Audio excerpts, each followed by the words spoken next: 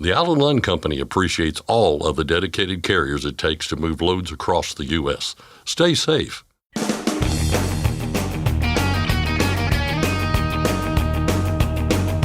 OOIDA, representing America's truckers since 1973, presents Landline Now with your host, Mark Redding. FMCSA is getting serious about rooting out fraud. On day one of the agency's Safety Research Forum, Ken Riddle of FMCSA announced several new measures, including a team dedicated to tackling the problem. NHTSA's Underride Advisory Committee met Wednesday, and as usual, it dealt with some issues that could and likely will have a big impact on your life. I'll discuss that with OOIDA's Jay Grimes. A coffee company that highlights the trucking industry is picking up speed and popularity. We speak with the man behind Road Dog Coffee about how it got started and the stories behind the beans and the bags. And finally, Marty Ellis has been off the road for a while, but he's still hearing about the issues, and among them is the topic of driver training and how it's linked to safety. I'll talk with the man who drives the spirit of the American trucker. But first, here's Scott Thompson. Thanks, Mark. The Federal Motor Carrier Safety Administration is creating a new team that will be dedicated to rooting out fraud in the trucking industry. The announcement came on day one of the FMCSA Safety Research Forum on Wednesday. The new group, called the FMCSA Registration Fraud Team, will have one focus: to help people who have been victims of registration fraud and working to prevent others from becoming victims. During the forum, Ken Riddle, director of FMCSA's Office of Registration, explained that the formation of the team came as a result of complaints and concerns. First, we've heard from every corner of the industry about how bad fraud is right now in the CMV industry. We've heard from those that work in the industry, the carriers, the brokers.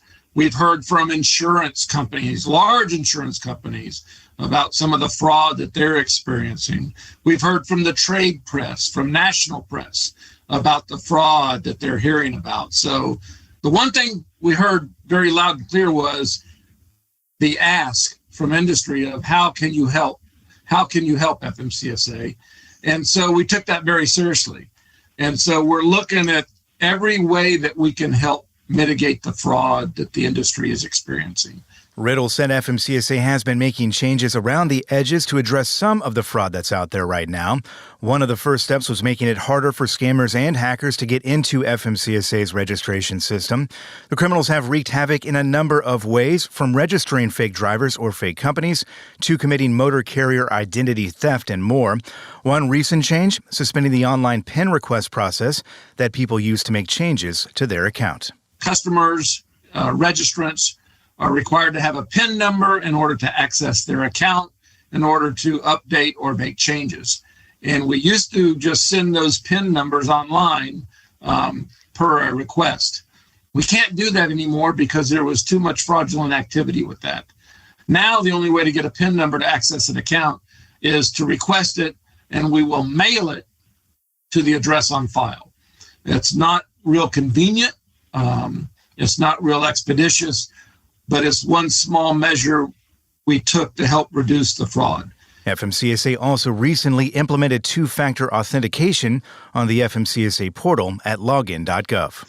We're also tightening the measures for what we call PPOB, Principal Place of Business addresses, and preventing some of these virtual, fraudulent, fake addresses that applicants are submitting, again, for the sole purposes of committing fraud on the industry. The agency is also requiring people who want to change information in an account at a contact office to provide a valid driver's license.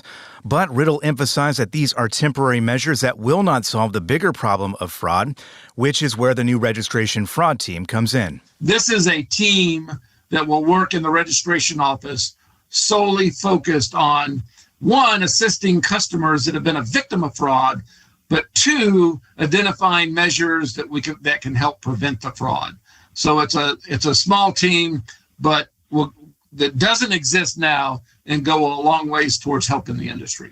Small for now, but part of a bigger plan that Riddle said will expand over time. We are going to contract with a vendor that can provide what they call identity proofing services. This is a service that verifies a person's identity before allowing them to continue the transaction. So what this might look like, a lot of the companies out there that offer this services will require you to capture an image of your driver's license and upload it to them. Then they will require you to capture an image of yourself, a selfie, and upload that. They have sophisticated technology to determine whether the driver's license is valid or not, or is it a fake driver's license? And one, are you the person in that driver's license? And they check additional databases to make sure you are who you say you are. So we think that having individuals verify their identity before allowing the register will go a long ways to prevent some of the fraudulent individuals that may be getting registration now. Furthermore, we're going to have the 800,000 existing registrants, just shy of 800,000, go through this identity verification process in order to weed out the bad actors that may already exist in the system. And we think this is going to go a long ways to help the industry. And the step after that, according to Riddle, will be business verification. Before allowing a business to register with FMCSA, we want to make sure it's a valid business. There's a couple ways to do that. Most businesses have to register with the IRS. So we would check the IRS database to make sure that their business is registered. A sole proprietor may not register with the IRS, but many have to register with their state before starting a business. So we have the ability to check state databases to make sure the business is legitimate. There are gaps in this. Some sole proprietors are not required to register with the IRS nor their state, and we're working on a solution to help fill that gap. But these two steps alone, we think, are going to go a long ways towards helping mitigate the fraud. We are going to implement these as soon as possible. While all this is going on, Riddle said FMCSA is working on replacing the current unified registration system with a more modern version. The fraud mitigation is not going to wait on this new system. We have to implement that as soon as we can. And then when this system is rolled out, we will integrate those new solutions, the fraud-resistant solutions, into the new system. So we're not going to wait on the new system. But at the forefront of this new system will be fraud-resistant security features. The new system will streamline the registration process. It'll be a lot more intuitive and not quite as cumbersome as what our customers and our registrants experience today. It'll be an improved user experience, and it will improve the quality of the data that we collect, which I think everybody in this group will recognize the benefit. We're going to have real-time data validation, smart logic and edit checks that'll help reduce the errors, the bad data, the mistakes as a registrant fills out the application. And then lastly, it's going to consolidate most all of the forms that we have today into one online system. And that online system will be intuitive so that it won't ask you questions that you don't need to answer. So if you say, I don't carry hazmat, it's not going to ask you a bunch of hazmat questions. It will ask you the next question based on how you answered the previous question. This is an update to a move made by FMCSA last week when they asked the White House Office of Management and Budget for approval to collect new information that will be used to help set up the new system named FMCSA Registration. The public is encouraged to comment on the proposed changes through June 18th. FMCSA expects the new system to roll out sometime early next year. That's Landline Now News for today. I'm Scott Thompson. Thanks, Scott. Next, I'll discuss Underride guards with OOIDA's Jay Grimes. We'll be back in just a moment. I'm Mark Reddick, and this is Landline Now. Thanks for listening. Be sure to like and subscribe. If you want more content, go to landline.media to get updated news, information, and archived editions of our show. Once again, that's landline.media. Penske owns and operates some of the best-maintained vehicles on the planet. Our used trucks come with a 5-year maintenance report and pre-sale inspection. So if you're in the market for a top-quality pre-owned truck, look no further. Search our inventory today at PenskeUsedTrucks.com. Control your toll costs and eliminate tolling headaches with Prepass Tolls. Prepass Tolls means toll volume discounts. Just one invoice for all tolls and fewer violations. Call 877-878-5970 or go to prepass.com. Ready to make more money? Use a better load board. For a limited time, get 50% off Truckstop Load Board Pro. Just go to truckstop.com/go and enter promo code READY2024 when you purchase Load Board Pro.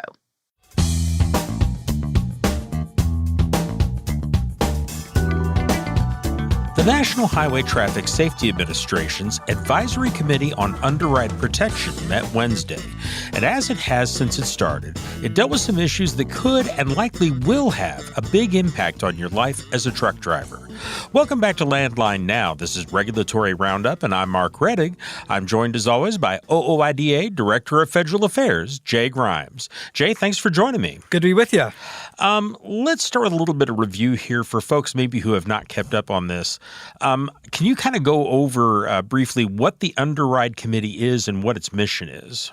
Yeah, so this was an advisory committee established in the 2021 Infrastructure Investment of Jobs Act with a goal of bringing different representatives from the trucking industry and safety advocate groups, insurance, research, and manufacturers, and try to come up with some consensus advice and recommendations to the Secretary of the Department of Transportation on reducing underride crashes and fatalities and really improving safety. And the structure of the committee, some of the things that have unfolded throughout the committee meetings have really made that difficult to achieve in terms of coming up with consensus recommendations.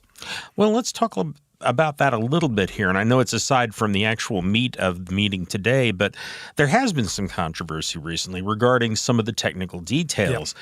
You mentioned consensus. Also, quorum is a term that's come up and caused some disagreement.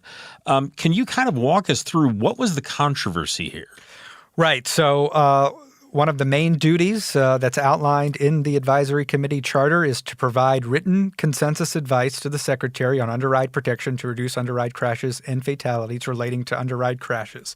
The committee itself was originally made up of 18 members. One member has left the committee with about 2 representatives from following categories. There's one for truck and trailer manufacturers, one for motor carriers, law enforcement, motor vehicle engineers, motor vehicle crash investigators, truck safety organizations, insurance industry, emergency medical service providers, families of underride crash victims, and labor organizations. But as the committee started meeting, it was kind of pretty clear that some representatives that were serving in perhaps the motor vehicle crash investigator category or the motor vehicle engineer category also played and have a lot of experience with truck safety organizations and truck safety groups. And one of their first measures earlier in the year was to try and come up with this definition of consensus. And the committee itself decided by a simple majority vote to define consensus as a simple majority plus 1 on any motions or recommendations. And that, I think, has really been the dividing point between some of the discussions. I think in the first general meetings, there was, I think, a lot of productive discussion, a lot of efficient movement through the agenda, and it was very cordial, I think respectful, and a lot of good ideas were thrown. Once this change in the definition of consensus came about, I think we saw the split among safety advocate groups who want to push through costly mandates on a lot of this equipment, and some of the industry representatives who are in the minority in the overall composition of the committee, who kind of want to make some more cost, safety, benefit analysis decisions and to have some more practical recommendations being made to DOT. So throughout the past few meetings, there have been a number of motions that have passed along small margins, but did carry a majority that are going to be included in a report that's kind of generated the need that there's going to be a dissenting final report in the end. And I kind of overall think the committee has really defeated the purpose of coming up with consensus recommendations to DOT. Well, and if you go back to some earlier events in the regulatory realm, and I'm thinking of the negotiated rulemaking on driver training from some time back, right, when they did a consensus there, I think on most of the points, all of the members of the committee agreed, and I think there was only one point where one member of the whole committee disagreed and everybody else agreed, which is a far cry from one more than half. Right. Looking back at a few of the DOT advisory committees that have been in place and actually defined consensus, that negotiated rulemaking on entry-level driver training, there were 26 total members. I believe at the outset of the committee, it was, if any more than 2 members out of 26 abstained, that would not achieve consensus. So having it just a simple majority, I think, really is going to, defeat a lot of the goals that Congress intended when they established the advisory committee. And I think it's really going to put DOT, the National Highway Traffic Safety Administration, in a tough spot because they're going to have a lot of these motions that have been approved by a simple majority, but they're also going to see that there was quite a bit of opposition to these motions, and it might not require them or move them to act in a manner if they were only dealing with actual, consensus findings.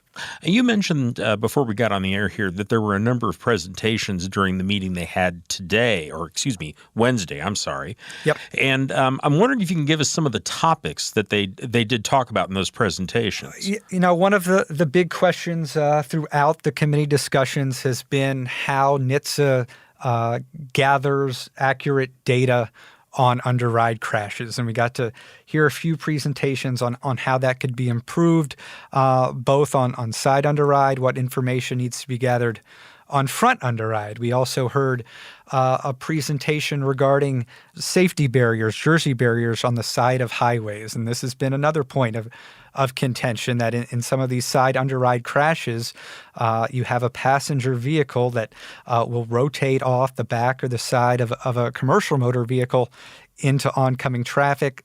Some of those times the vehicle will hit the barrier, and those unsafe barriers create a potential danger. And if, kind of overall, as we look at some of this equipment and whether we need to mandate it, there's got to be there's more external factors that need to be analyzed. And if, the overall goal is to really reduce the number of overall total crashes, and certainly mandating side underride equipment, front underride equipment, it will reduce side underride crashes, but is it going to create other fatalities and other crashes, and at what cost? All things that need to be determined.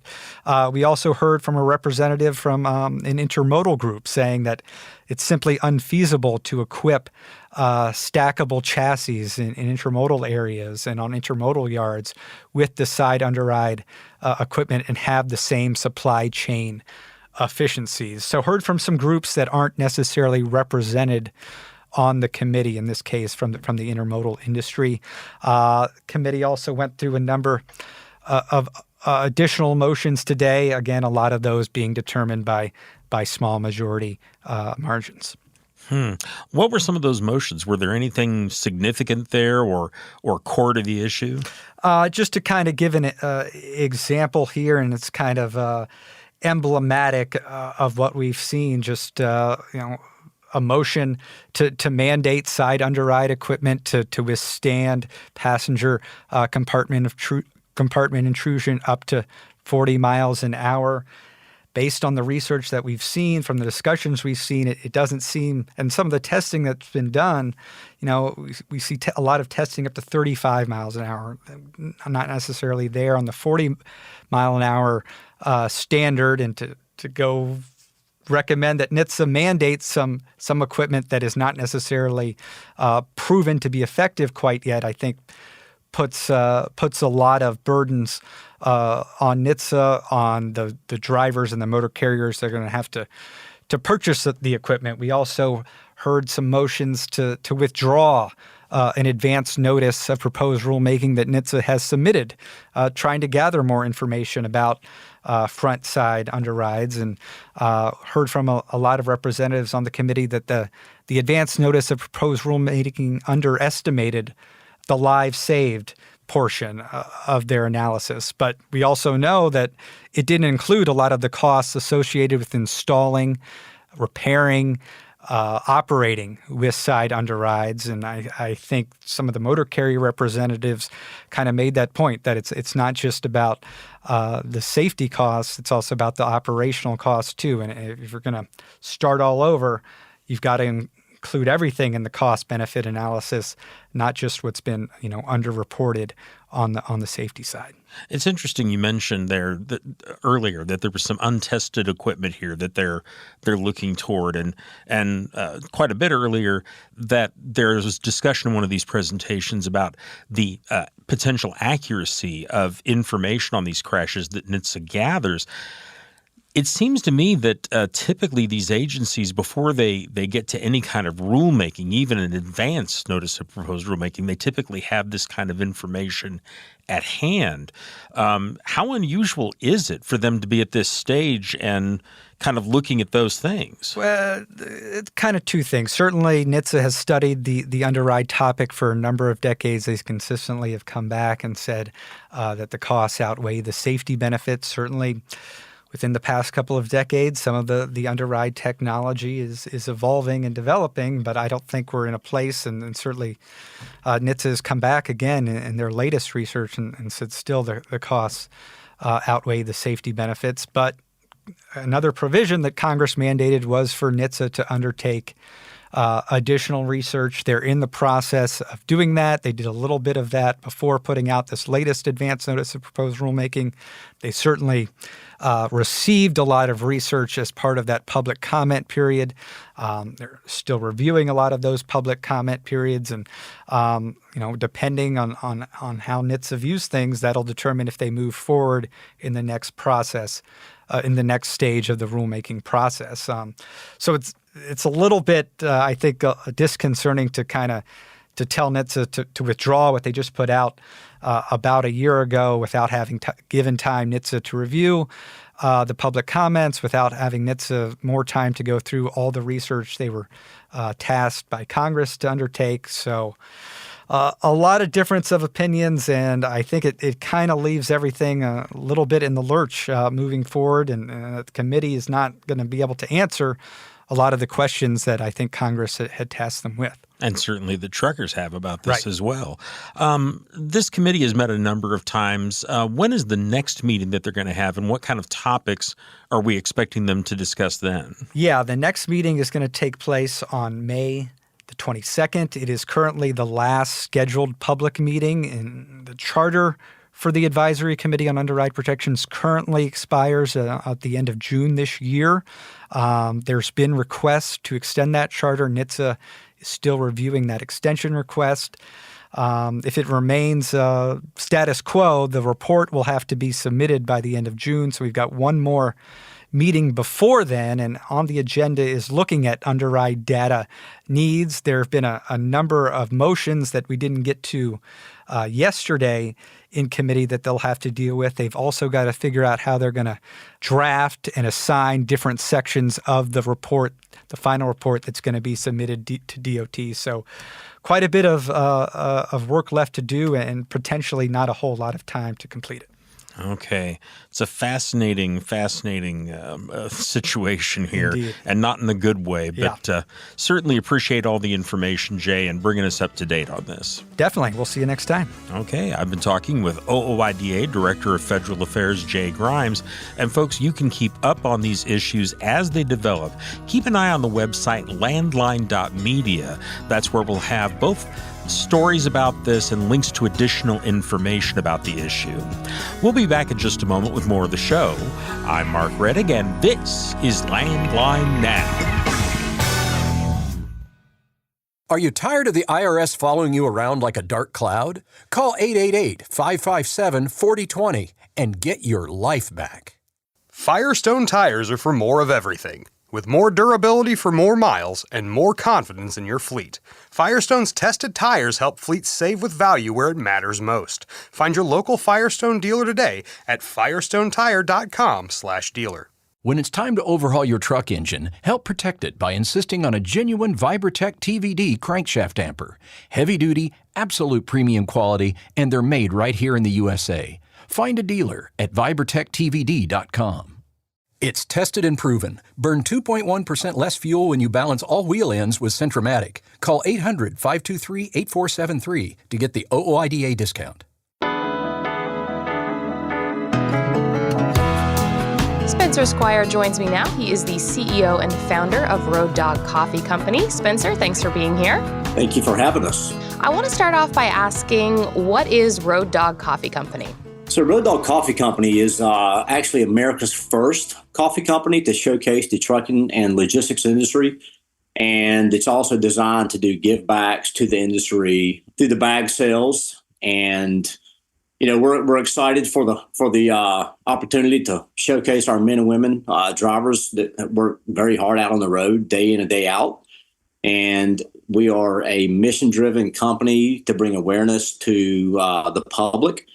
Educate the public on the importance of our truckers and their contribution to our economy, as well as make our coffee accessible to truckers, which is a premium coffee, which they cannot get in truck stops today. So it's kind of a twofold, opportunity here. So to accomplish two things. Where did the idea come from, and how did you get started, and when did you get started? So my background, I had a trucking company from 1996 and sold it in 21.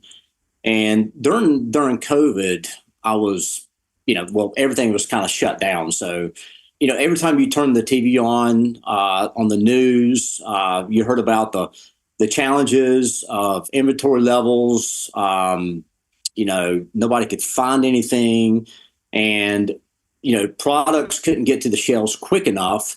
So obviously the trucking industry came in and played a huge part of that. So, a lot of people on the news media, they were like, where's the trucker? Can't wait till our trucker gets here. We rely on our truckers. They were praising, our truck drivers day in and day out. And then, that kind of prompted really that kind of inspired me really to go ahead and move forward with this project, because I love coffee and I love the trucking industry, right? So it kind of went hand in hand. But anyway, COVID really pushed me to do it, because after COVID, our truckers were kind of like the forgotten man and woman. They were kind of by the wayside. So, I said, it's time to really, really do this thing and kind of change the narrative. Push, we all love coffee. Coffee's never going away. Our truckers are never going away. So, I thought to myself that it's a great opportunity to, showcase the industry through coffee sales. And that's kind of where we are today. So now most businesses during COVID were shutting down. You started during COVID. Did you have anyone say, like, are you sure about this? No, we officially started really in 22. 20 and 21 was kind of the building phase of the brand, and perfecting the roasts, profiles, to the designs of the bags, the model, and so forth. So we officially launched it actually in this year in 24, but we took a couple of years to just kind of build through it, the model and stuff. So. And you mentioned the design of the bag. I want to talk about that. Can you take me through each one? And the designs are incredible. How did that all come about? So generic terms in trucking, long haul, expedite, those are like everyday terms in trucking, right? So, and they're the most common. And you've got LTL as well. But the designs, so long haul is a medium roast, and, it's really designed for like an all day drinking coffee. And long haul typically moves all day long from morning to night. And expedite, typically, that's kind of my background. That's where I came from. And expedites typically are, it's a move that typically happens at night. So that kind of inspired the dark roast. It's a, dark night. So And then Black Dog, that is an old urban legend within trucking. And a lot of people, they don't realize what that is. And I actually was on a podcast and I challenged Tim Dooner, and he actually knew what it was. So Black Dog, for the people that may not know what that is, so it's an urban legend. So when a driver's going down the road and they're getting tired, sleepy at the wheel, right before they, fall asleep, crash and burn, heaven forbid, there's an image of a black dog that's supposed to go out in front of their truck. So that was kind of the inspiration behind that. High caffeine, designed to scare the sleep out of you. But and we've got more to come. We've got more bags that'll be launched in the future. Everything's trucking centric. It's all has to do with trucking. So, but going back to long haul expedite, those were the first two that I thought that would really resonate with the industry, and people in just general public could kind of get it. They've heard the terms before. So the Black Dog. I hadn't heard of that urban legend until the Mid-America Trucking Show, when I heard you on the Road Dog Trucking channel talking about it. So that was really cool. The artwork for these bags, and I'll put up a few pictures for those watching on video. How did that come about? Did you design that? Because it's absolutely beautiful. Well, thank you so much. Thank you for that. I mean, that's awesome. That actually was myself and Bob Book, my marketing design guy. He's been very instrumental in helping bring all this to life. He's got, great vision. He works well with me, and I'm proud to have had him help me bring this to life. And, I would kind of tell him what my vision was with it. He just kind of, ran with it. And what has the reaction been so far from the trucking community? I know you were at Matt's. What is from drivers and those in the industry? What have they been saying? It's been a big hit. It's been very well perceived. Drivers were coming up to us there at Matt's and, just talking about how great the coffee was, because we actually had coffee there for them to try it. They love the bags. They love the way it showcased the industry. On the backs of the bags, there's there's paragraphs that correlate to the front of the bag.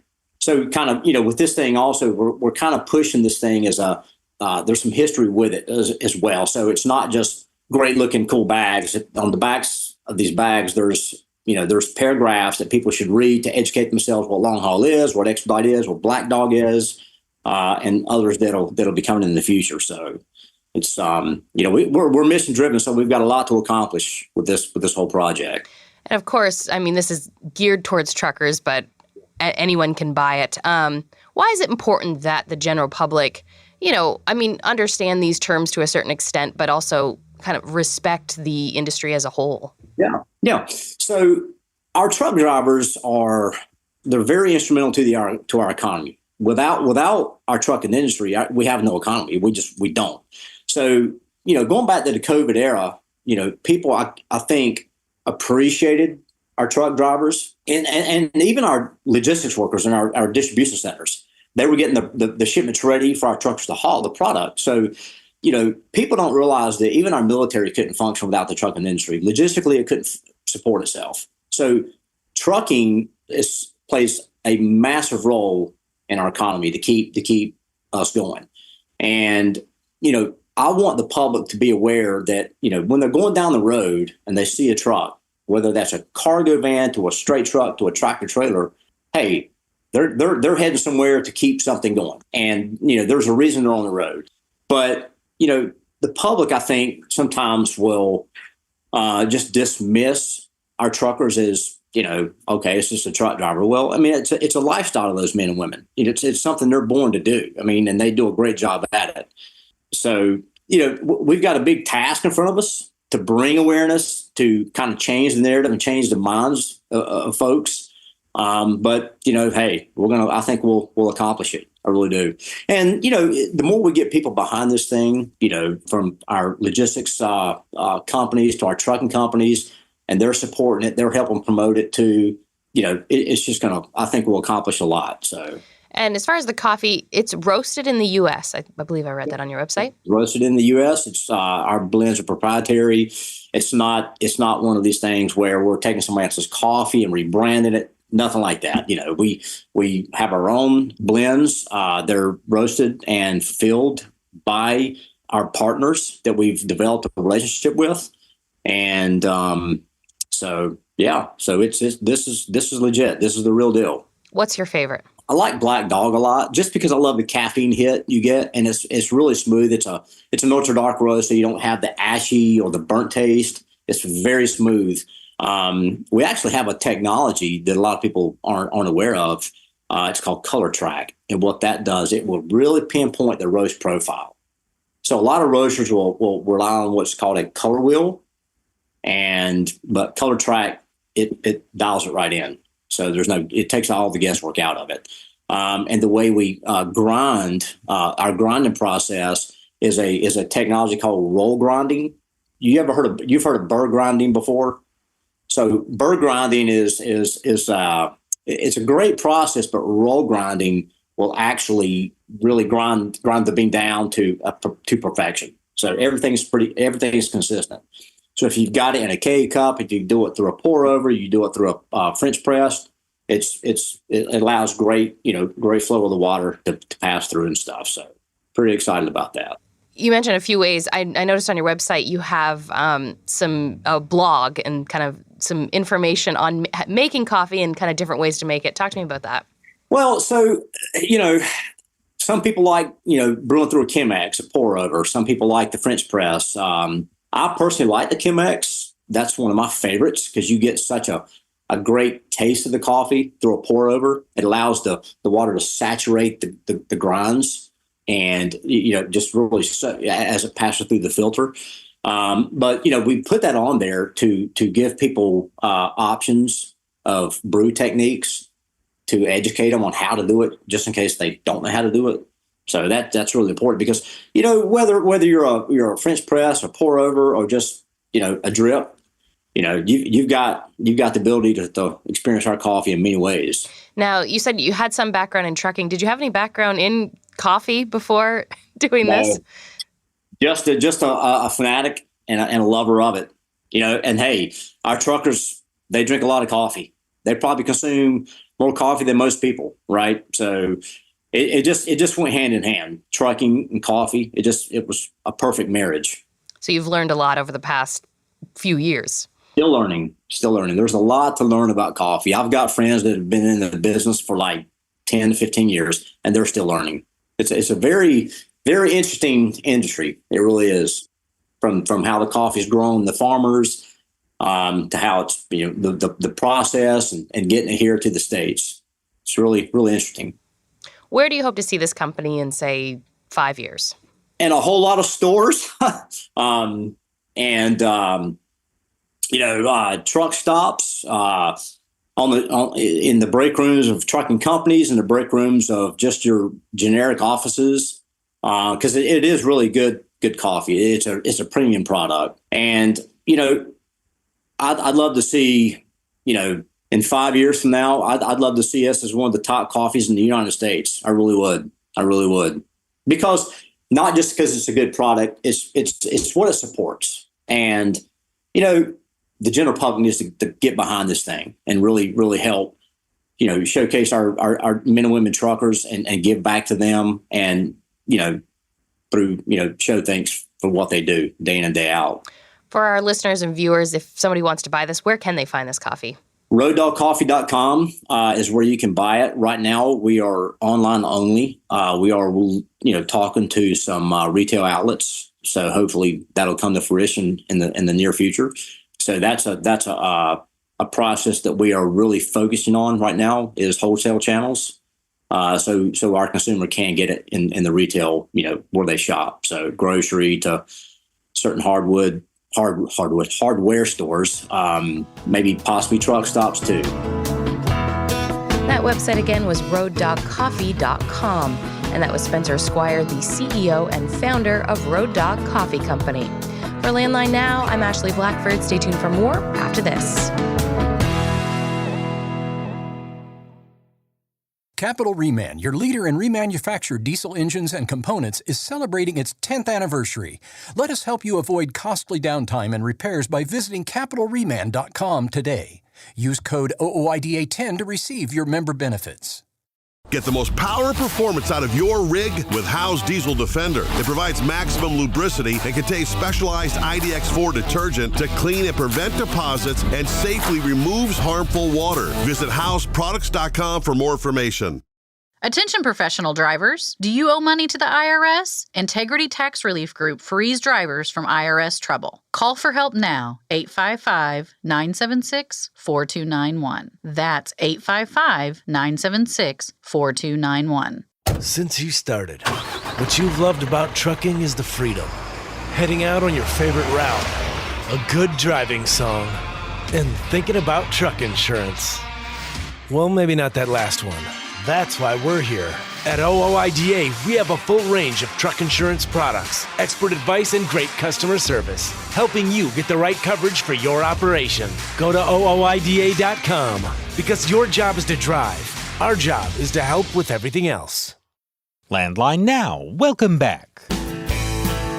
Every week we check in with Marty Ellis, who drives OOIDA's tour truck, the Spirit of the American Trucker.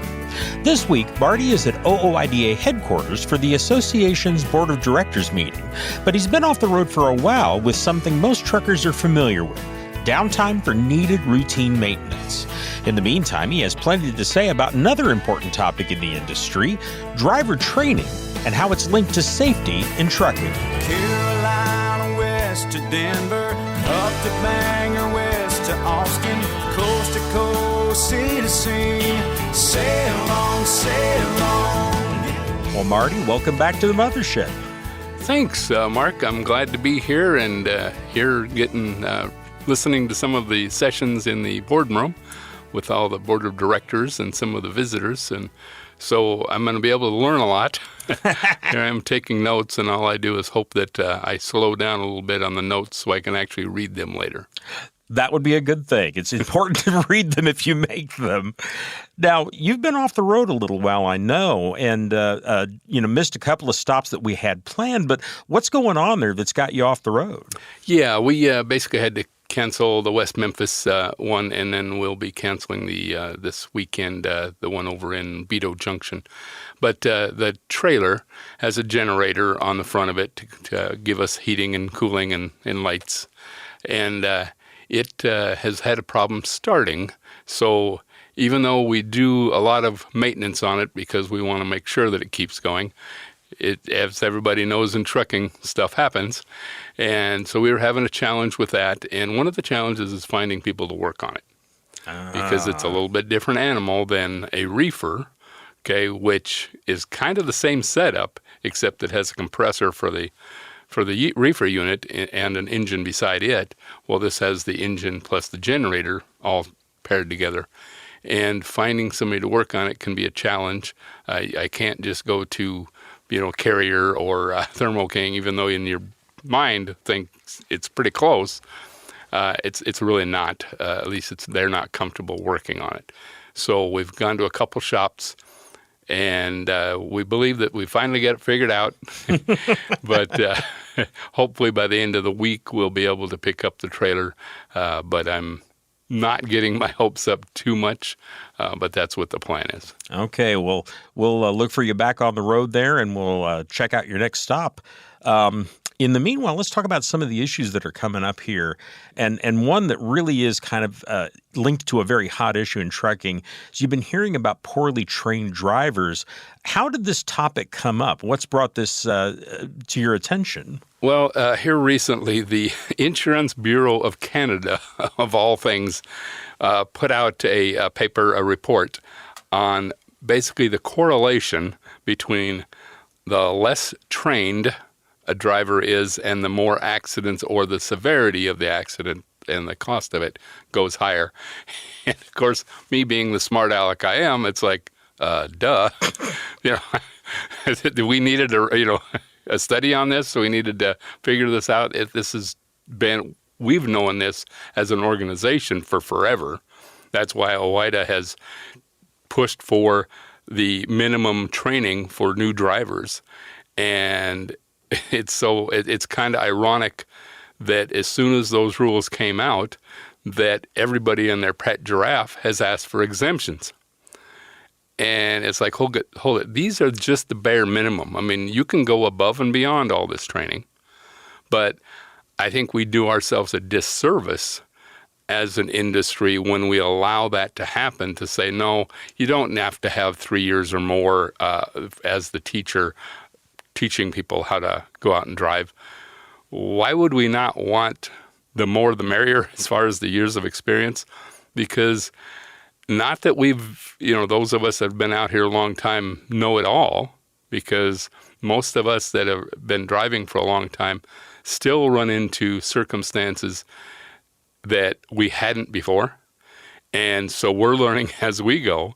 And I've been a proponent of even some, remedial training, some up-to-date training that to kind of keep people sharp on what they do. And that was really the only reason I ever got into the truck driving championships. Was it is basically a yearly refresher course for anybody going through it, because you have to be up to date on regulations. You have to have it up in the front of your head on your pre-trips, your pre-trip inspections. And then, of course, the maneuverability and where your truck is at all times in a lane, in a parking lot, everywhere.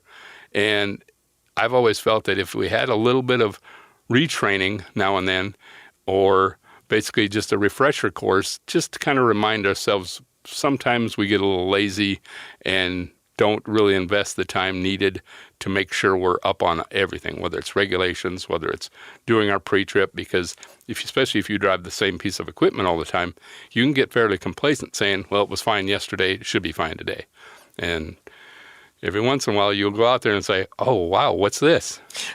It's not a good surprise, but it's something that I think that the whole industry of trucking really needs to take a harder look at.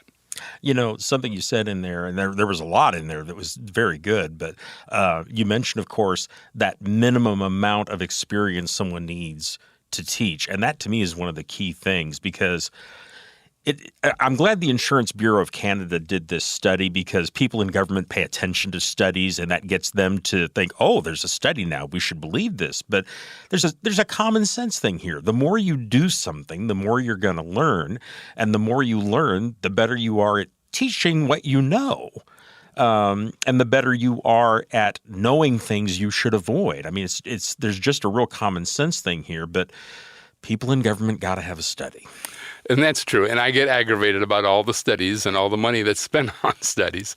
But you're right. It's kind of like talking to any government official and using the terminology that they're used to and comfortable with. People always, talked about the ELDs and wanting more time and the wiggle room, as people called it. And I always tell people, look, if you're talking to an elected official, a lot of those like the word variance. Okay, because there's a variance on almost everything the government does. It's that, whether it's on the thickness of the concrete or the width of the lane or anything like that. We sometimes have to remind ourselves who we're talking to. Yeah, absolutely. And, the other thing is, of course, is they're outside the industry. They don't know what people inside the industry know. And there's, we talked about the more you do and the more you learn, the more you can teach. Well, of course, this is one of those places you need to be a teacher, is teaching public officials so they understand why the heck this stuff is important. Absolutely. And when they're finding people to teach, whether it's at a truck driving school or in a company itself, we need to find the true teachers, because there are people that really excel as teachers, and there's others that we shouldn't have as teachers because it can cause more problems than it creates more problems than it fixes. Yeah, absolutely. Well, Marty, we're running a little bit low on time here, and we mentioned at the beginning that you were going to get back on the road. Do you know yet what your first stop is going to be once you get out there?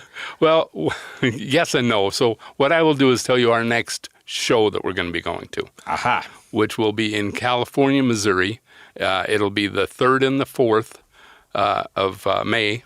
And it'll be at the intersection of US 50 and Missouri 87. And it's the Crossroads Truck Meet. We've gone there before.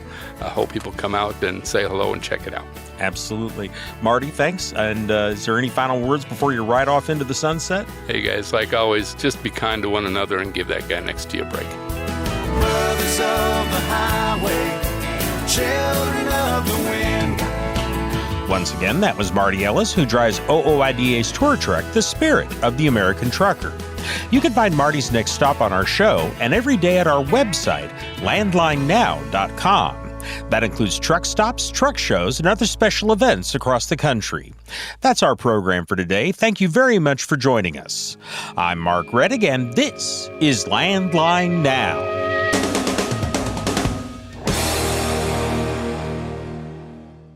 Thanks for listening. Be sure to like and subscribe. If you want more content, go to landline.media to get updated news, information, and archived editions of our show. Once again, that's landline.media. I'm a dad, a son, a husband, wife, I'm a writer, photographer. I farm. I'm a veteran.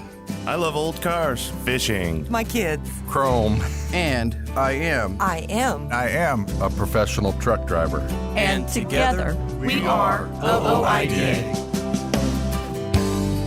OOIDA was founded by truckers to stand up and speak on behalf of truckers. We've done that by combining the individual voices of our members into a single, powerful voice. Protecting your interests, defending your rights. Join us! Make your voice heard. Join OOIDA, the Owner-Operator Independent Drivers Association. Call 1-800-444-5791 or visit OOIDA.com.